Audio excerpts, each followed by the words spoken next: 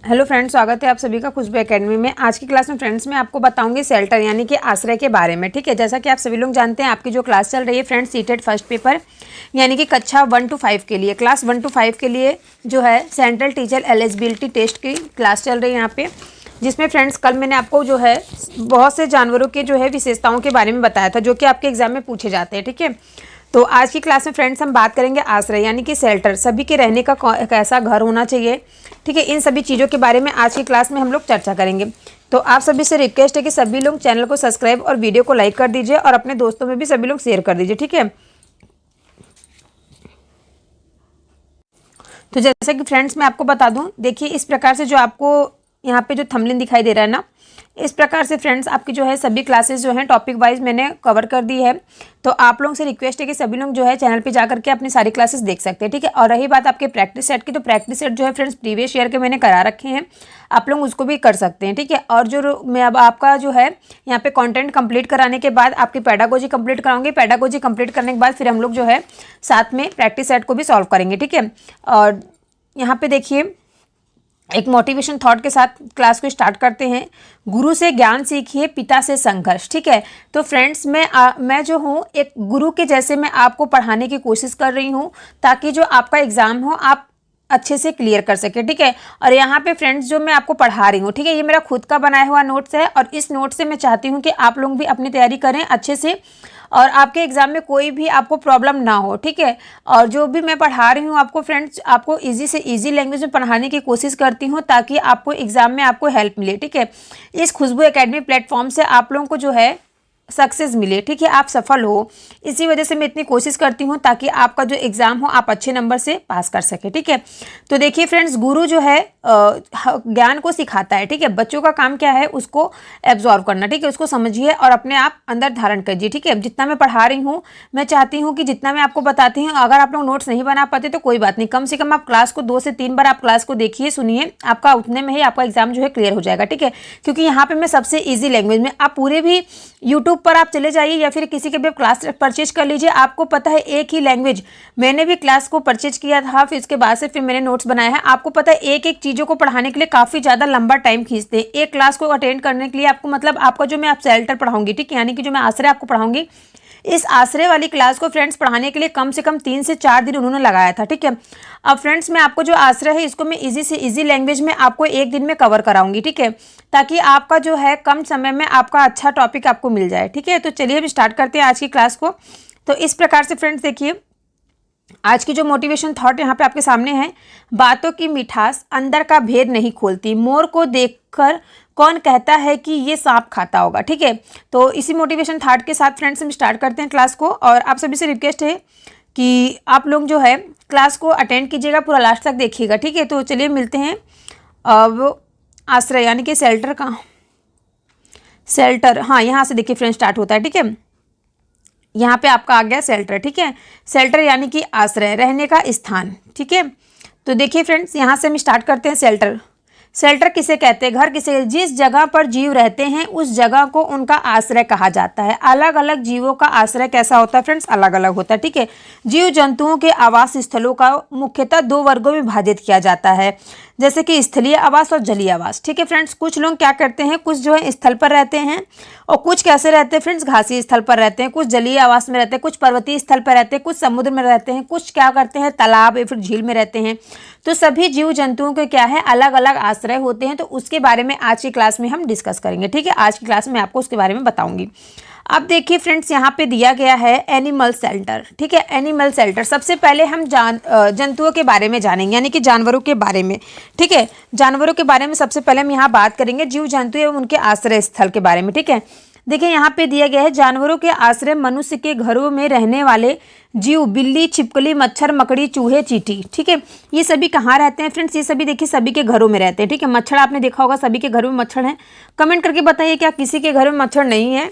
गर्मियों के दिनों में तो सबसे ज़्यादा मच्छर लगते हैं, बरसात के दिनों में उससे भी ज़्यादा हो जाते हैं। ठीक है, तो देखिए यहाँ पे मैंने आपको बताया ना, चींटी, चूहा, मकड़ी, छिपकली, तितली, ये सभी कहाँ है फ्रेंड्स? बिल्ली वगैरह, ये सभी जो हैं ये जानवरों के आश्रय जो है मनुष्य के घरों के रहने वाले जीव जो हैं मनुष्य के साथ ही घर में रहते हैं। ठीक है, अब देखिए जंगल में रहने वाले जीव जैसे कि आपके शेर हो गए, हाथी, हिरन, गैंडा, सांप, बाघ, मोर, चिंपैंजी आदि ये सभी कहाँ रहते हैं फ्रेंड्स? सभी जंगल में रहते हैं, ठीक है। अब देखिए नेक्स्ट कह रहा है पेड़ पर रहने वाले कुछ जीव होते हैं। पेड़ पर रहने वाले कौन कौन से जीव हो गए? जैसे कि बंदर हो गया, पांडा हो गया, स्लाथ हो गया, लंगूर, पक्षी। अब देखिए फ्रेंड्स यहाँ पे मैं आपको एक चीज़ और बता देती हूँ, पेड़ पर रहने वाले जीव कौन कौन से होते हैं, ये भी आपको एग्जाम में काफ़ी बार दिया गया है। जैसे आपको ऑप्शन दिया रहता है 4 ना, मैं आपको जब कराऊंगी प्रैक्टिस सेट या फिर अगर आप एक बार एग्जाम दिए होंगे पीछा तो आपको भी समझ में आ रहा होगा, ठीक है। तो देखिए पेड़ पर रहने वाले जीव कौन कौन से होते हैं? बंदर हो गए, पांडा हो गए, स्लाथ, लंगूर, पक्षी, ठीक है। अब देखिए यहाँ कह रहा है पानी में रहने वाले जीव कौन कौन से होते हैं? तो मछली, डाल्फिन, व्हेल मछली, बत्तख, सांप, मेढक, मगरमच्छ, कछुआ आदि, ठीक है। नेक्स्ट कह रहा है जमीन पर रहने वाले जीव कौन कौन से हैं? तो कुत्ता, बिल्ली, गाय, भैंस, गधा, घोड़ा, ये सभी क्या है फ्रेंड्स? जमीन पर रहने वाले जीव हैं, ठीक है। कहाँ पर रहने वाले जीव हैं फ्रेंड्स? जमीन पर, ठीक है, जिसको हम बोलते हैं घासीय स्थल पर, ठीक है, ग्रास लैंड पर रहने वाले जीव।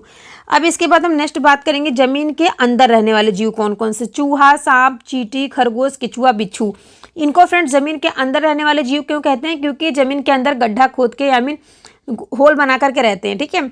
अब नेक्स्ट कह रहे हैं समूह में रहने वाले जीव कौन से? तो मधुमक्खी हो गई, चींटी, ततैया, दीमक, ये सभी कैसे रहते हैं फ्रेंड्स? ये सभी एक समूह बनाकर रहते हैं, ठीक है, एक ग्रुपिंग में रहते हैं।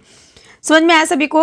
अब नेक्स्ट देखिए यहाँ पे हम बात करेंगे उभयचर यानी कि एम्फीबियंस। एम्फीबियंस क्या होते हैं? जो जीव पानी में और जमीन पर भी रहते हैं उन्हें उभयचर कहते हैं। जैसे कि सांप, मेढक, मगरमच्छ, कछुआ, ये सभी क्या है फ्रेंड्स? ये सभी एम्फीबियंस हैं, यानी कि इन्हें हम कह सकते हैं उभयचर प्राणी, जो कि हर जगह रहते हैं, ठीक है। हर जगह का मतलब फ्रेंड्स है जैसा कि ये लोग कहाँ कहाँ रह सकते हैं?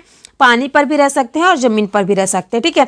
अब देखिए थोड़ा सा मैं आपको बता दी स्थलीय आवास क्या होता है। स्थलीय आवास यानी कि फ्रेंड्स जहाँ पर क्या हो, स्थलीय आवास उसे कहते हैं जहाँ पर पाए जाने वाले जीव जंतु जो है निवास करते हैं, जैसे कि घास स्थल, पर्वतीय स्थल, मरुस्थलीय स्थल, तटीय स्थल, वनीय स्थल इत्यादि संक्षिप्त क्या है? विवरण है, ठीक है। अब देखिए फ्रेंड्स यहाँ पे मैं आपको बताऊंगी जीवों के रहने वाले स्थान, ठीक है। चलिए आगे बढ़ते हैं। यहाँ पे देखिए नेक्स्ट आगे आपका देखिए यहाँ पे कह रहा है फ्रेंड्स जीवों के रहने के स्थान आश्रय को विशेष नामों से जाना जाता है, जो कि निम्न है। किस प्रकार से है फ्रेंड्स? किस प्रकार से जाना जाता है इसके बारे में देखिए यहाँ पे बात करते हैं, ठीक है। देखिए यहाँ पे दिया गया है जीव और आश्रय, ठीक है, कौन सा जीव किस जगह रहता है, ठीक है, इसके बारे में देखिए आप लोग फ्रेंड्स मैं आपको बता रही हूँ, ठीक है। शेर कहाँ रहता है? शेर माद में रहता है यानी कि डेन, ठीक है, गुफा में, जंगल के गुफा में रहता है, ठीक है। अब नेक्स्ट कह रहा है कुत्ता। कुत्ता कहाँ रहता है फ्रेंड्स? कुत्ता जो है कुकुरशाला में रहता है, कैनल में रहता है, मनुष्य के घरों में भी रहता है, ठीक है, गलियों में भी घूमता है, ओके। नेक्स्ट इसके बाद कह रहा है बिल्ली। बिल्ली कहाँ पे रहती है फ्रेंड्स? बिल्ली जो है पिंजरे में रहती है, जिसको केज कहा जाता है, ठीक है। अब देखिए इसमें इंपॉर्टेंट क्या है जो आपके एग्जाम में पूछा गया? मुर्गी पूछा गया। मुर्गी कहाँ रहती है? दबड़ा में रहती है, ठीक है, दड़बा जिसको बोलते थे, यानी कि कूप में रहती है, ठीक है, और दरबा जिसको बोलते हैं, ठीक है फ्रेंड्स। अब देखिए भेड़ पूछा गया। भेड़ कहाँ रहती है? तो भेड़ बांडा यानी कि पेन में रहती है।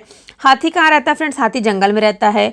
घोड़ा कहाँ रहता है? घोड़ा अस्तबल में रहता है। बैल और गाय कहाँ रहती है? ये सब फ्रेंड्स शेड यानी कि साइबान में रहती है, ठीक है। शेड जानते हैं, जैसे जिसके घर में गाय भैंस रहती हैं तो उनके लिए अलग से एक बनाया जाता है शेड, ठीक है। अब देखिए नेक्स्ट कह रहा है मुर्गा मुर्गी कहाँ रहती है? तो ये बाड़ा में रहती हैं, ठीक है, यानी कि पेन। इसके बाद कह रहा है चूहा। चूहा कहाँ रहता है फ्रेंड्स? चूहा जो है बिल में रहता है। पक्षी कहाँ रहती है? पक्षी घोंसला में रहती है, नेस्ट में। सुअर कहाँ रहते हैं फ्रेंड्स? सुअर जो है सुकरशाला में रहते हैं, स्टाई इसको कहा जाता है। खरगोश कहाँ रहते हैं? खरगोश जो है बिल यानी कि बरों में रहते हैं। गधा कहाँ रहता है? गधा जो है फ्रेंड्स वो भी अस्तबल में रहता है, ठीक है। जैसे कि आपको मैंने बताया इसके पहले घोड़ा। घोड़ा अस्तबल में रहता है, इसको स्टेबल कहते हैं। गधा भी स्टेबल में रहता है। बकरी कहाँ रहती है? बकरी बाड़ा में रहती है, फिर पेड़ में रहती है। मधुमक्खियाँ कहाँ रहती है? तो छत्ता यानी कि बी हाइव। जैसा कि आप लोग जानते हैं ना मधुमक्खी कैसे रहती है? समूह यानी कि छत्ता में रहती है। मधुमक्खी जब छत्ता बनाती है क्या उसके आसपास कोई जाता है? अगर कभी किसी ने मधुमक्खी का छत्ते को क्या छेड़ा है बताइए कमेंट करके। नेक्स्ट कह रहा है मकड़ी। मकड़ी कहाँ पे रहती है? मकड़ी जो है फ्रेंड्स घर में जाल बना करके रहती है, ठीक है। अब नेक्स्ट कह रहा है सांप। सांप कैसे रहते हैं? सांप बिल में रहते हैं। चींटियाँ भी बिल में रहती हैं। जेबरा भी जंगल में रहते हैं। मनुष्य कहाँ रहते हैं? मनुष्य घर में रहते हैं। देखिए सभी का जो है एक मैंने स्थान बता दिया, जो है ये इतने जीव किस स्थान पर रहते हैं, ठीक है। कोई भी जो जीव जंतु हैं सभी के रहने का स्थान होता है। जैसे मैंने शेर बता दिया माद में रहता है, घोड़ा अस्तबल में रहता है, बिल्ली पिंजरा में रहती है, हाथी जंगल में रहता है, घोड़ा आपका अस्तबल में रहता है, चूहा बिल में रहता है, सुगरशाला में रहता है, बकरी बाड़ा में रहती है, मनुष्य घर में रहता है, पक्षी घोंसला में रहता है, मुर्गा मुर्गी दड़बा में रहती है, ठीक है। तो इस प्रकार से मैंने सभी को रहने का स्थान बता दिया, ठीक। अब बताइए फ्रेंड्स अगर आपको यहाँ से कोई डाउट हो तो आप कमेंट करके हमसे पूछ सकते हैं। कुछ मैंने आपको कीड़े मकोड़े बताया, ठीक है, जैसे मकड़ी जाला में रहती हैं, समूह में रहती हैं, ठीक है, मकड़ी जो है जाला में रहती हैं, चींटी बिल में रहती हैं, मधुमक्खियाँ छत्ता में रहती हैं, दीमक कैसे रहते हैं? दीमक पेड़ के तनों में रहते हैं, ठीक है। आपने पेड़ के तनों में दीमक देखा होगा। फिर कोई खाट वगैरह है काफ़ी दिन से जो फर्नीचर पड़ा हुआ है, वो क्या होते हैं, फर्नीचर जो है उसमें भी दीमक लग जाते हैं। ठीक है, ततैया जो है फ्रेंड्स ये छत्ते में रहती हैं। ठीक है, बिच्छू जो है, बिच्छू भी जो है बिल में रहते हैं। केचुआ कहाँ रहते हैं, केचुआ भी बिल में रहते हैं, खेत में रहते हैं। केचुआ को जो है किसानों का मित्र कहा जाता है। ठीक है, किसानों का मित्र क्यों कहा जाता है, क्योंकि वो क्या कहते हैं, मिट्टी को भुरभुरी कर देते हैं, जिससे उसकी उर्वरा शक्ति बनी रहती है। ठीक है, तो इस वजह से क्या होता है, केचुआ को उसका वो कहा जाता है। ठीक है, अब देखिए फ्रेंड्स, यहाँ पे मैं आपको एक नोट देखिए यहाँ पे दिया गया नीचे ना, रजत मछली को छोड़कर सारी मछलियाँ पानी में रहती हैं। रजत मछली जो है एक कीड़ा है। कुत्ता मछली, ऑक्टोपस, विद्युत किरण, व्हेल, समुद्री तारा मछली आदि समुद्र में पाई जाती हैं। ठीक है फ्रेंड्स, ये सभी जो है मछलियाँ समुद्र में पाई जाती है। ठीक है, तो ये सभी मछलियों का नाम जो है फ्रेंड्स याद रखिएगा।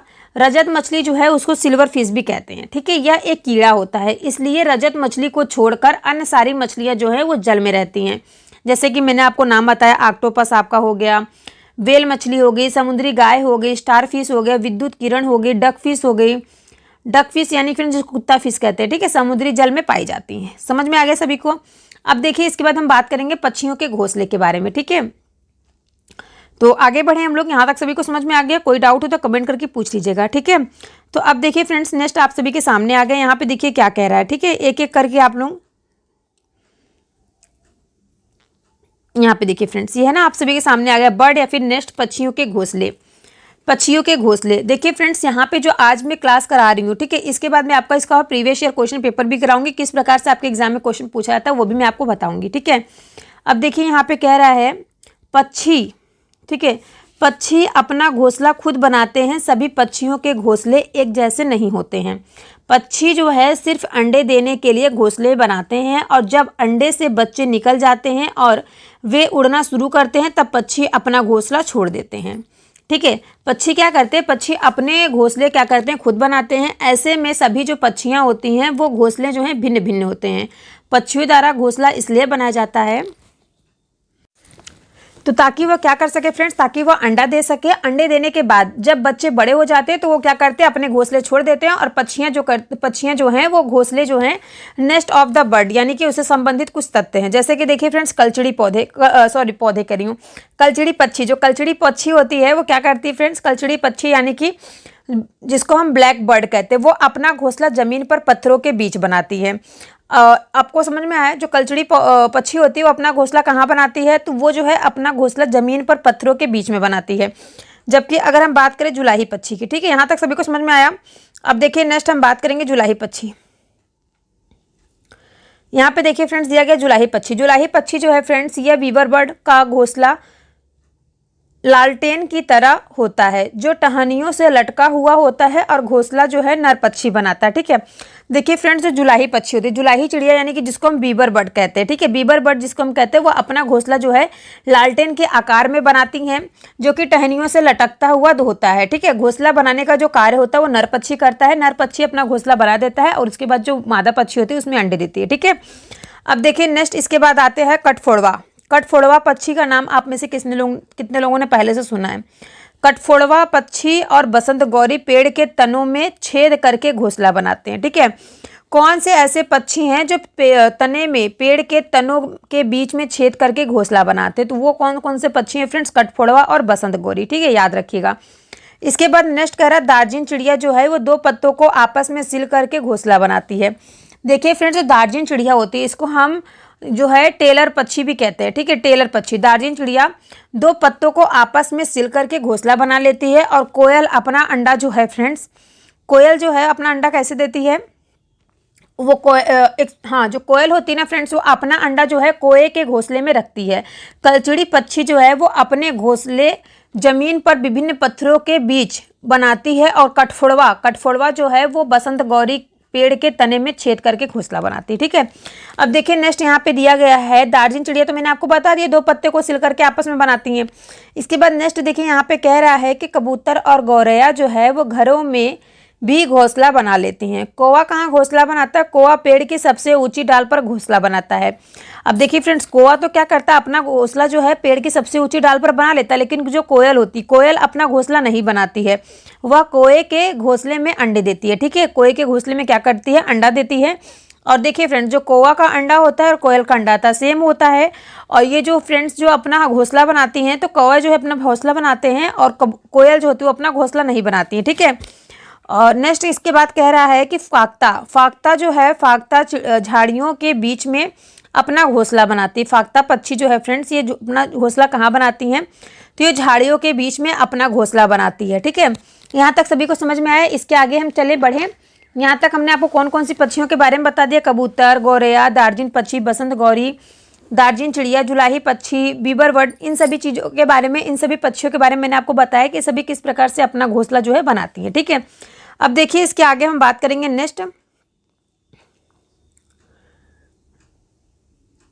देखिए फ्रेंड्स, यहाँ पे दिया गया आपके सामने आ गया है। नेक्स्ट कह रहा है मादा शुतुरमुर्ग जो है वो जमीन को थोड़ा सा खोद कर घोंसला बनाती है और अंडे देती है, ठीक है। मादा शुतुरमुर्ग कैसे अंडे देती है फ्रेंड्स, कहाँ पर, ये जो है जमीन को थोड़ा सा खोद करके घोंसला बनाती है और अंडे देती है। नेक्स्ट कह रहा है मोरनी जो है, मोरनी या तो झाड़ियों में घोंसला बनाती है या तो फिर वो पेड़ों के नीचे डालियों पर, ठीक है।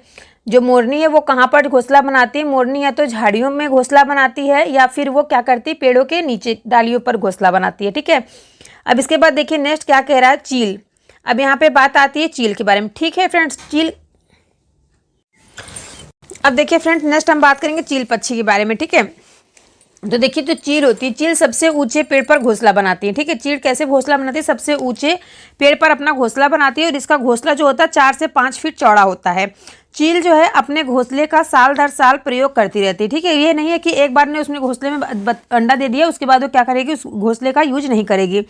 जो गिद्ध होते हैं फ्रेंड्स, ठीक है, जो गिद्ध होते हैं, गिद्ध अपना घोंसला सुनसान स्थानों में पेड़ पर बनाते हैं, ठीक है। अच्छा, गिद्ध और क्या करते हैं, चट्टानों की दरार में, तथा चील जो होती है चील के छोड़े हुए घोंसले में बनाता है। और मोरनी क्या करती है, मोरनी अपना जो घोंसला है झाड़ियों एवं पेड़ों के नीचे डालियों पर बनाती है, ठीक है। अब देखिए नेक्स्ट यहाँ पे दिया गया उल्लू के बारे में। उल्लू क्या करता है फ्रेंड्स, उल्लू जो है पेड़ के किसी खोखले भाग को ही अपना घोंसला बना लेता है, ठीक है। गिद्ध क्या करता है, गिद्ध अपना घोंसला जो है, गिद्ध जो अपना घोंसला है वो सुनसान पेड़ों पर खोखले में, चील के छोड़े हुए घोंसले में, चट्टानों के दरारों में, सुनसान जगहों आदि में बनाते हैं, ठीक है। तो देखिए फ्रेंड्स, यहाँ पे मैंने आपको बताया गिद्ध क्या करते हैं। गिद्ध अपना घोंसला किस प्रकार बनाते हैं, तो सुनसान स्थानों में, पेड़ों पर, ठीक है, जहाँ पर सुनसान स्थान हो, जहाँ पर पेड़ हो, उन पेड़ों के ऊपर, चट्टानों की दरार में, तथा चील होती है चील के छोड़े हुए घोंसले में बनाता है।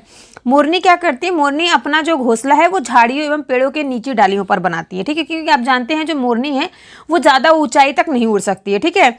अब देखिए फ्रेंड्स, यहाँ पे तो मैंने आपको बहुत से पक्षियों के घोंसले के बारे में मैंने आपको बता दिया, ठीक है। अब देखिए इसके बाद हम बात करेंगे मनुष्य के आश्रय के बारे में, ठीक है। मनुष्य का आश्रय, फिर मनुष्य का आवास। मनुष्य जो है, कोई भी व्यक्ति जो है वो अपना जो है आवास स्थान कैसे बनाता है, ठीक है।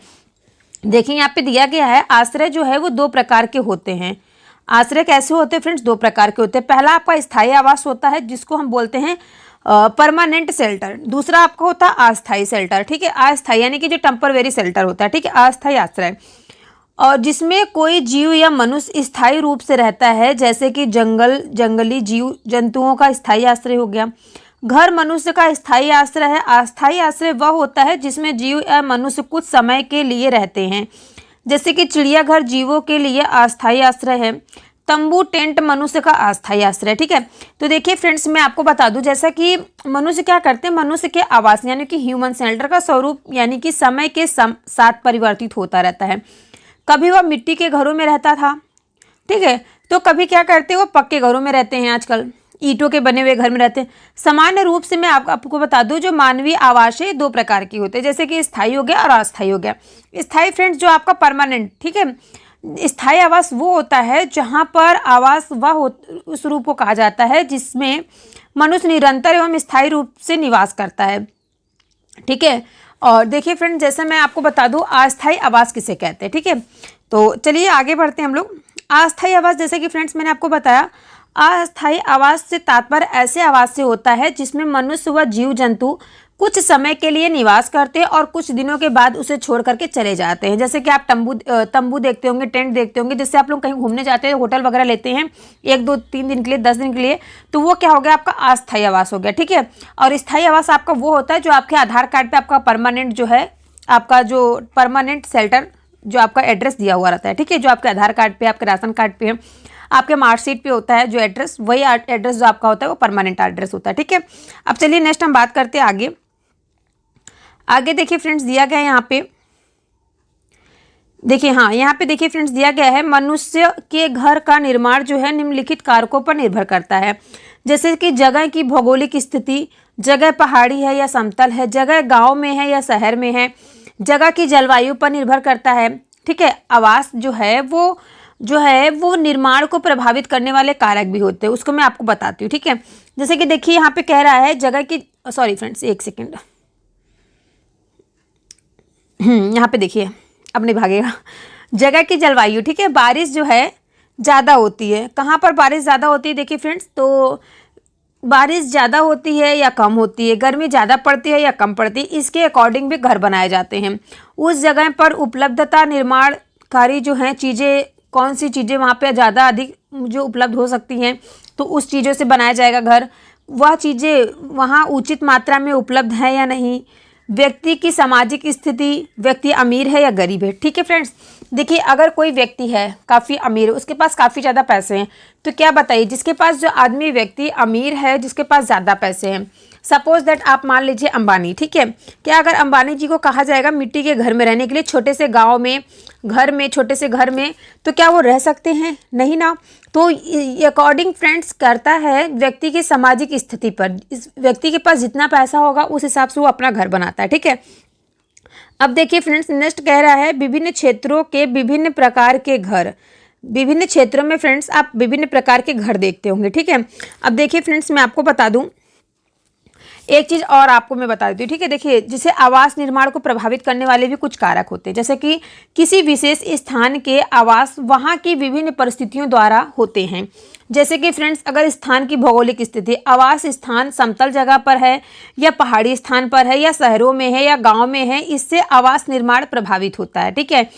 और जैसे कि जहाँ पे अधिक गर्मी पड़ रही है, वहाँ का जलवायु जो है बराबर नहीं है, जैसे कि उस विशेष स्थान पर कभी अधिक वर्षा हो जाती है या फिर कभी अधिक गर्मी पड़ती है या फिर कभी कम वर्षा होती है, तो उस पर भी क्या होता है, जो घर होता है उस पर भी उसके अकॉर्डिंग भी प्रभावित होता है। ठीक है। और व्यक्ति की सामाजिक स्थिति, व्यक्ति की सामाजिक तथा आर्थिक स्थिति उसके आवास को प्रभावित करती है। विशेष सामग्री, ठीक है, कौन सा सामान किसको कहाँ मिल रहा है, कहाँ उसको सामान नहीं मिल रहा है। ठीक है। समझ में आ रहा है सभी को ना। अब यहाँ पे बात आती है विभिन्न प्रकार के घर जो हैं, विभिन्न क्षेत्रों के विभिन्न प्रकार के घर, विभिन्न प्रकार के घर। ठीक है। तो देखिए फ्रेंड्स, मिट्टी के घर हो गए आपके, लकड़ी पत्थर के घर हो गए, बांस लकड़ी के घर हो गए, बर्फ के घर इग्लू हो गए, हाउस बोट हो गया, डेंगो हो गया, टेंट हो गया, ईंट के मकान, ऊंची इमारत, हवेली, किले, महल, तो इन सब प्रकार के भी घर आपको जो है देखने को मिलते हैं। ठीक है। अब देखिए फ्रेंड्स, यहाँ पे मैं आपको बता दूं मिट्टी के घर। मिट्टी के घर कैसे, देखिए मिट्टी के घर जो है फ्रेंड्स यहाँ पे दिया गया है ना, फिर कह रहा है मिट्टी के घर प्रायः गाँव में पाए जाते हैं। मिट्टी के घर उन जगहों पर पाए जाते हैं जहाँ गर्मी ज़्यादा पड़ती है, जैसे कि राजस्थान। राजस्थान में फ्रेंड्स आप लोगों को पता है ना, वहाँ पे जो है अधिकतम तापमान 50 डिग्री सेंटीग्रेड तक जाता है। और इन घरों की जो दीवारें होती हैं मिट्टी की बनी होती है, मिट्टी की जो दीवारें होती हैं काफ़ी मोटी होती हैं ताकि गर्मी अंदर ना जा सके। ठीक है। यहाँ पे जो मिट्टी की दीवारें होती हैं उसका जो मतलब होता है ज़्यादा करके गर्मी जो है अंदर ना जा सके और अंदर का टेम्परेचर जो है मेंटेन रहे। ओके। इसके बाद नेक्स्ट कह रहा है इन घरों की जो छतें होती है वो झाड़ियों या छप्पर की बनी हुई होती हैं, ताकि कुछ घरों में छत को नीम या कीकर की लकड़ी का प्रयोग किया जाता है ताकि कीड़े न लगें। ठीक है। नीम की लकड़ी या कीकर की लकड़ी का यूज किया जाता है ताकि उसमें क्या हो, कीड़े न लग सकें। और इन घरों को समय समय पर लीपा जाता है ताकि मिट्टी टूट ना जाए। ठीक है। समय समय पे क्या करेंगे, उसको मिट्टी से लीपते रहेंगे ताकि मिट्टी क्या हो, खराब ना हो सके। समझ में आ रहा है सभी को ना। नेक्स्ट आगे बढ़े हम लोग। नेक्स्ट देखिए फ्रेंड्स, कह रहा है, देखिए यहाँ पे कह रहा है कि इन घरों के फर्श को गोबर से लीपा जाता है ताकि कीड़े न लग जाएं। ठीक है। इन घरों के जो फर्श होते हैं उसको मिट्टी से लीपा जाता है ताकि मिट्टी में क्या हो, कीड़े न लग जाएं। नेक्स्ट कह रहा है मिट्टी को मजबूत बनाने के लिए उसमें भूसा मिलाया जाता है। जैसे कि फ्रेंड्स आप लोग जानते होंगे, अगर आप लोग थोड़ा टाइम पहले क्या होता था गाँव वगैरह में, गाय के गोबर को मिला करके मिट्टी में उससे घर की लिपाई पुताई की जाती थी। उससे क्या होता था, जो मिट्टियाँ उस पर दरार नहीं पड़ती थी, उसमें कीड़े मकोड़े नहीं लगते थे। ठीक है, अब देखिए यहाँ पे नेक्स्ट कह रहा है बांस के घर। ठीक है फ्रेंड्स, यहाँ पे देखिए बांस के घर की बात हो रही, बांस के घर। ठीक है, ध्यान से देखिए सभी लोग, एग्जाम के लिए आपके इंपॉर्टेंट रहेगा। ठीक है, यहाँ पे देखिए कह रहा है बांस या फिर लकड़ी के घर। ठीक है, बांस या लकड़ी के घर, इस प्रकार के घर उन क्षेत्रों में बनाए जाते हैं जहां बारिश अधिक होती है। ठीक है, कहाँ पर बनाए जाते हैं, जहां पर क्या होती है, बारिश अधिक मात्रा में होती है। और ये जमीन से लगभग 10 से 12 फुट ऊंचे बांस के मजबूत खंभों पर बनाए जाते हैं ताकि बाढ़ आने पर घर को कोई नुकसान ना हो। ठीक है फ्रेंड्स, ताकि घर को क्या हो, कोई नुकसान ना हो। और भारत के असम जैसे राज्य में जहां बारिश बहुत होती है वहां पर इस प्रकार के घर पाए जाते हैं। ठीक है फ्रेंड्स, तो देखिए ये जो घर होते हैं उन क्षेत्रों में बनाए जाते हैं जहां पर वर्षा क्या होती है, अधिक मात्रा में होती है। और भारत के कहाँ पर, किस क्षेत्र में सबसे अधिक वर्षा होती है, तो असम क्षेत्र में इस प्रकार के घर पाए जाते हैं। ठीक है, ये जो घर है फ्रेंड्स, जमीन से 10 से 15 फुट ऊंचे। ठीक है, कितने फ्रेंड, 10 से 15 फुट ऊंचाई पर बनाए जाते हैं। इसके खंभे जो होते हैं मजबूत होते हैं ताकि बाढ़ आने पर इन घरों के कोई भी नुकसान ना हो। ठीक है, समझ में आया ना सभी को कि बांस की जो घर बनाए जाते हैं कहाँ पर बनाए जाते हैं, जहाँ पर अधिक वर्षा होती है, जैसा कि आपका आसाम में। ठीक है, और कितने फुट ऊपर बनाया जाता है, तो 10 से 15 फुट ऊंचाई पे, याद रखिएगा। ठीक है, नेक्स्ट देखिए यहाँ पे दे रहा है, नेक्स्ट दिया गया है पत्थर या लकड़ी के घर। पत्थर या लकड़ी के घर फ्रेंड्स कहाँ पे आपको देखने को मिलते हैं, कहाँ पर पाए जाते हैं। ठीक है, इस प्रकार के जो घर हैं पहाड़ी इलाकों में बनाए जाते हैं। कहाँ पर बनाए जाते हैं फ्रेंड्स, पहाड़ी इलाकों में। इस प्रकार के घरों का निर्माण कहाँ पे किया जाता है, ज़्यादा करके पहाड़ी क्षेत्रों में देखने को मिलता है। और इन इलाकों में जो बारिश भी होती है और बर्फ भी पड़ती है, इनकी जो छत होती है छड़वा होती है। ठीक है, इनकी छत कैसी होती है फ्रेंड्स, छड़वा होती है, छड़वा होती है। और ताकि बारिश का पानी या बर्फ नीचे गिर जाए। कहीं कहीं तो छत समतल भी होती है, कहीं कहीं क्या होती है, उनकी जो छतें होती हैं वो समतल भी होती है, कहीं कहीं कैसी होती है, छड़वा होती है, ताकि जो बर्फ और पानी हो वहाँ पे रुके ना, डायरेक्ट क्या हो, नीचे गिर जाए। ठीक है, जैसे इस प्रकार से होती है ना छतें। ठीक है, समझ में आया ना सभी को। इसके बाद देखिए नेक्स्ट कह रहा है कि पत्थरों के घर पर चूने की पुताई होती है ताकि कीड़े ना आए, और ये घर 1 या 2 मंजिले की होती हैं। लद्दाख के लोग जो है अपने घर के निचले मंजिले को सामान या जानवर रखने के लिए उपयोग करते हैं। ठीक है, देखिए फ्रेंड्स यहाँ पे कह रहा है कि इस प्रकार के जो घर हैं लकड़ी और पत्थर के घर। ठीक है, लकड़ी और पत्थर के घर जो है, इस प्रकार के घरों का निर्माण पहाड़ी क्षेत्रों में आपको देखने को मिलता है जहाँ पर अधिक वर्षा भी होती है और जहाँ पर बर्फ भी पड़ती है। और इस प्रकार के घर जो है जम्मू कश्मीर, हिमाचल प्रदेश आदि में देखने को मिलते हैं। ठीक है, और इसके कुछ विशेष लक्षण भी होते हैं, जैसे कि इस प्रकार के घरों की जो छतें होती हैं वो ढलवा होती हैं। ठीक है फ्रेंड्स, कैसी होती हैं, ढलवा होती हैं। ठीक है, और इसमें क्या होता है, और कुछ क्या होती हैं, कुछ ढलवा होती हैं ताकि बारिश का पानी क्या हो, आसानी से नीचे गिर जाए। जबकि कुछ स्थानों पर इन घरों की जो छतें होती हैं वो समतल भी देखने को मिलती है। पत्थर के घरों की जो पुताई है चूने से की जाती है ताकि इनका जो है बचाव जो कीड़े से किया जा सके। और ऐसे घर क्या होते हैं, 1 मंजिले व 2 मंजिले दोनों हो सकते हैं। लद्दाख के लोग अपने घरों के निचले हिस्से में पालतू जानवरों को रखते हैं, सामान आदि को रखते हैं। और ये लोग क्या करते हैं, अपने घरों की छतों का उपयोग फसल आदि को सुखाने के लिए भी करते हैं। ठीक है, फसल आदि को सुखाने के लिए जो है प्रयोग फ्रेंड्स भारत में भी किया जाता है। ठीक है, यहाँ पे भी जो है गेहूँ वगैरह धोते हैं तो धो के छत पे ही फैलाई जाती है ना, तो अपनी ऊंची वाले मंजिले पे। ठीक है, अब इसके आगे देखिए नेक्स्ट क्या कह रहा है। नेक्स्ट देखिए फ्रेंड्स, कह रहा है लद्दाख के लोग अपने घरों की जो समतल छतों का उपयोग घर, फसल, सब्जी आदि सुखाने के लिए करते हैं। और इस प्रकार के घर जो है जम्मू कश्मीर, हिमाचल प्रदेश आदि में भी पाए जाते हैं। कहाँ कहाँ पाए जाते हैं फ्रेंड्स, जम्मू कश्मीर हो गया आपका, हिमाचल प्रदेश हो गया और लद्दाख। ठीक है, यहाँ पे जो है आपको ये घर इस प्रकार के देखने को मिल जाएंगे। ठीक है, अब देखिए आपका नेक्स्ट आता है यहाँ पे बर्फ का घर या फिर इग्लू। बर्फ का घर और इग्लू यह कैसे होते हैं फ्रेंड्स, यह बर्फीले क्षेत्र में पाए जाते हैं और यह बर्फ के टुकड़ों यानी कि ब्लॉक्स को जोड़कर बनाए जाते हैं। ठीक है, बर्फ के जो है ब्लॉक्स को जोड़कर बनाए जाते हैं और यह एस्किमो शिकारियों का अस्थायी निवास होता है। यह घर जो है फ्रेंड्स गुंबद के आकार का होता है। ठीक है, गुंबद के आकार का होता है और इसका जो प्रवेश द्वार होता है बहुत छोटा होता है। घर के जो आप गुंबद बनाते हैं उसका जो प्रवेश द्वार बनाते हैं काफ़ी छोटा बनाते हैं ताकि बर्फ़ की जो दीवारों के बीच मौजूद हवा अंदर की गर्मी को बाहर जाने से रोकती है। और दुनिया का पहला इग्लू रेस्टोरेंट होटल कहाँ पे है फ्रेंड्स, कमेंट करके बताइए जिसको पता है। कहाँ पे फ्रेंड्स, गुलमार्ग में है। ठीक है, दुनिया का जो पहला इग्लू रेस्टोरेंट बना है होटल कहाँ पे है, तो वो है गुलमार्ग में। ओके, याद रखिएगा, आपके एग्जाम के लिए इंपॉर्टेंट रहेगा। ठीक है। एस्किमो क्या है फ्रेंड्स, ये भी एक इंपॉर्टेंट फैक्ट रहेगा। एस्किमो क्या है, एस्किमो क्या है फ्रेंड्स, या जो एस्किमो है ये शिकारियों का अस्थायी निवास होता है। ओके, कंफर्म हो गया। अब चलिए इसके बाद हम बात करेंगे हाउस बोट के बारे में। ठीक है, हाउस बोट के बारे में हम बात करेंगे। चलिए आगे बढ़ते हैं। हाउस बोट कहाँ है, हाँ यहाँ पे देखिए हाउस बोट फ्रेंड्स दिया गया है ना। देखिए यहाँ पे हाउस बोट दिया गया। हाउस बोट यानी कि हाउस बोट क्या है, हाउस बोट जो है फ्रेंड्स यह वह लकड़ी का घर होता है जो हमेशा पानी में रहता है, और इस घर में लकड़ी पर खूबसूरत नक्काशी पाए जाते हैं। ये 80 फुट तक लंबे होते हैं। ठीक है, ये घर कैसे होता है, 80 फुट तक लंबे होते हैं, जिसको हाउस बोट कहते हैं। ठीक है, अब देखिए नेक्स्ट आगे क्या कह रहा है। आगे देखिए फ्रेंड्स, कह रहा है कि कश्मीर के हाउस बोट की छतों पर लकड़ी की नक्काशी पाई जाती हैं, और जिससे क्या होता है, खत्मबद्ध कहा जाता है। हाउस बोट जो है वो कश्मीर में और केरल में पाए जाते हैं, और ये टूरिस्टों पर्यटकों के लिए होता है। ठीक है फ्रेंड्स, हाउस बोट मैंने आपको क्या बताया, हाउस बोट जो है फ्रेंड्स ये लकड़ी से निर्मित घर होता है जो कैसा रहता है, जो कहाँ पर रहता है, हमेशा पानी में तैरता रहता है, और ये पर्यटकों के लिए खासकर बनाए जाते हैं। और इस प्रकार के घर जो है फ्रेंड्स कश्मीर और केरल में देखने को मिलते हैं। और इसकी लंबाई कितनी होती है, 80 फुट। ठीक है, यहाँ पे मैंने आपको बताया ना, इसकी लंबाई कितनी होती है, 80 फुट होती है। 80 फुट इसकी लंबाई होती है। और कश्मीर हाउस बोट की कुछ विशेषताएं होती हैं, जैसे कि इनकी छतों पर लकड़ी की नक्काशी की गई होती है, और इसको खत्मबद्ध कहा जाता है। समझ में आ गया सभी को। अब इसके बाद हम बात करेंगे डोंगे के बारे में। ठीक है, डोंगे क्या होते हैं फ्रेंड्स, डोंगे के बारे में बात करेंगे। देखिए डोंगे थोड़ा सा ऊपर चलिए, हाँ यहाँ पे आ गए। देखिए डोंगे सभी को सामने दिख रहा है ना, डोंगे। तो देखिए डोंगे क्या होता है, डोंगा तो ये क्या है फ्रेंड्स, ये कश्मीर में पाए जाने वाली नक्काशी रहित हाउस बोट हैं। ठीक है, इस पर किसी भी प्रकार का कोई नक्शा नहीं बना होता है, नक्काशी रहित हाउस बोट होते हैं, और इसमें वहाँ के स्थानीय लोग रहते हैं, और इसमें अलग अलग कमरे भी होते हैं। ठीक है, नक्काशी डोंगे क्या होते हैं, या कश्मीर में पाए जाते हैं। ठीक है फ्रेंड्स, कहाँ पर पाए जाते हैं, कश्मीर में पाए जाने वाले नक्काशी रहित हाउस बोट होते हैं, और इसमें भिन्न भिन्न प्रकार के कमरे पाए जाते हैं। ठीक है, अलग अलग कमरे पाए जाते हैं, जिसमें क्या होते हैं, वहाँ के स्थानीय लोग क्या करते हैं, निवास करते हैं। सभी को समझ में आया ना। अब इसके बाद थोड़ा सा नेक्स्ट आगे बढ़ते हैं, हम लोग टेंट के बारे में जानते हैं। ठीक है, टेंट क्या है, टेंट के बारे में देखिए, यहाँ पे मैं आपको टेंट के बारे में बता दूँ।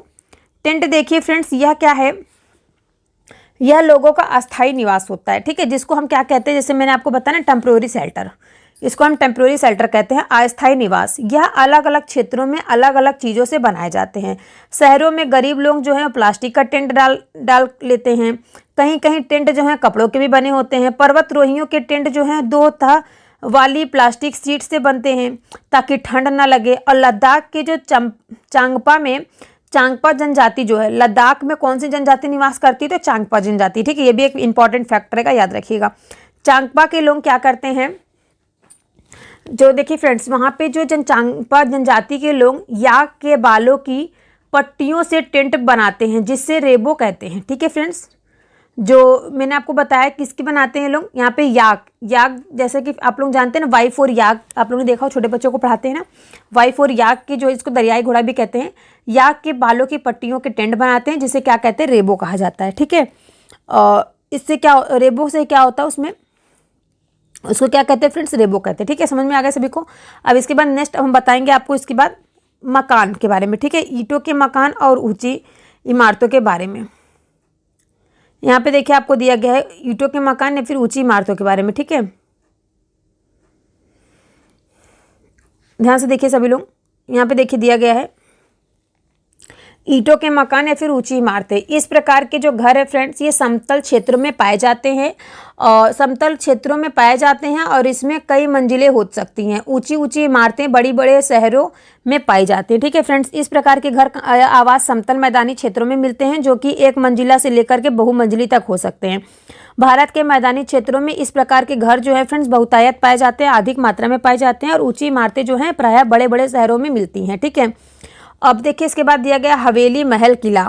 हवेली महल किला क्या कह रहे हैं फ्रेंड्स, ये बहुत बड़े होते हैं। ठीक है, हवेली महल किला क्या होते हैं, बहुत बड़े होते हैं। राजा महाराजा और जमींदारी लोग जो है बनवाते हैं इसे, और इसमें पत्थर और लकड़ियों का उपयोग अधिक मात्रा में होता है। ठीक है, क्योंकि देखिए फ्रेंड्स, प्राचीन काल में आपने जो पढ़ा, मैंने आपको बताया था ना, हिस्ट्री में पढ़ाया है, प्राचीन व मध्यकालीन ऐतिहासिक काल में जो राजा महाराजा जमींदार वह विशेष धनी लोग जो होते थे, वर्गों के द्वारा ऐसे आवासों का निर्माण किया जाता था। परंतु वर्तमान समय में क्या होता है, कुछ विशेष संपन्न वर्गों के द्वारा ही अब ऐसे आवास बनाए जाते हैं।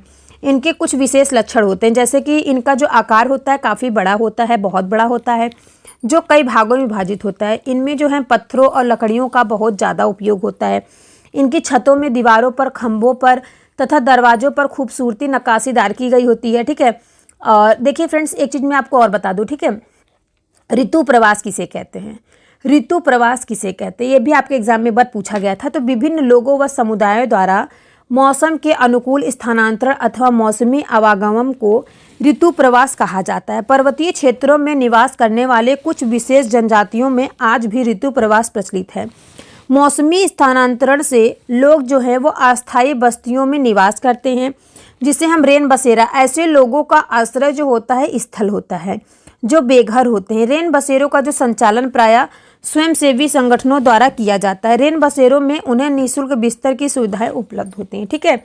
अब देखिए फ्रेंड्स, मैं एक चीज़ आपको और बता दूं, इसमें एग्जाम में जो क्वेश्चन वगैरह किस प्रकार से पूछे जाते हैं। तो देखिए, इसमें पूछ लिया जाता है कि उभयचर जीव कौन है बताइए। आपको 4 ऑप्शन दिया रहेगा। ठीक है। और इसमें जो है फ्रेंड्स कथन वाले क्वेश्चन काफ़ी ज़्यादा आते हैं ना, कथन वाले क्वेश्चन काफ़ी ज़्यादा आते हैं। तो आप लोग फ्रेंड्स जो जितना मैंने आज पढ़ाया ये काफ़ी इंपॉर्टेंट रहेगा आपके एग्जाम के लिए। मैं कोशिश करूँगी नेक्स्ट क्लास जो है फ्रेंड्स उसमें मैं आपको जो है क्वेश्चन आंसर जो है कंप्लीट करा दूँ। ठीक है, आपका प्रीवियस ईयर है, फिर आपका जो है प्रैक्टिस सेट करा दूँ आश्रय से रिलेटेड। आश्रय से रिलेटेड फ्रेंड्स जो है 32 क्वेश्चन है, मैं आपको जो नेक्स्ट क्लास में आपको कंप्लीट करा दूँगी। ठीक है। और सभी से रिक्वेस्ट है कि चैनल को सब्सक्राइब, वीडियो को लाइक कर लीजिए। मिलते हैं हम आपसे नेक्स्ट क्लास में। और मैं आपको बता दूँ ये भी कि कल की क्लास में मैं आपको क्या बताऊँगी। ठीक है, कल की क्लास जो फ्रेंड्स होने वाली है हमारी वो होगी भोजन क्या है, भोजन के आधार पर जीवों के प्रकार, भोजन किस प्रकार से जो व्यक्ति करते हैं उनको क्या कहा जाता है, शाकाहारी, मांसाहारी, सर्वाहारी कौन कौन से जीव होते हैं उनके बारे में बताएंगे। इसके बाद हम बताएंगे पौधों के वह भाग जो हम खाते हैं, पौधे पकाने के अलग अलग तरीके बताएंगे, भोजन के घटक बताएंगे, भोजन के कौन कौन से घटक होते हैं, किस प्रकार से भोजन जो है हम खाते हैं, भोजन के क्या घटक होते हैं, संतुलित आहार कौन सा होता है, मिड डे मील योजना कौन सी होती है, क्षेत्रीय भोजन किस प्रकार से खाए जाते हैं, कुछ राज्यों के विशेष व्यंजन किस प्रकार से होते हैं। तो इन सभी की क्लास जो है नेक्स्ट क्लास में आपको बताऊंगी। ठीक है।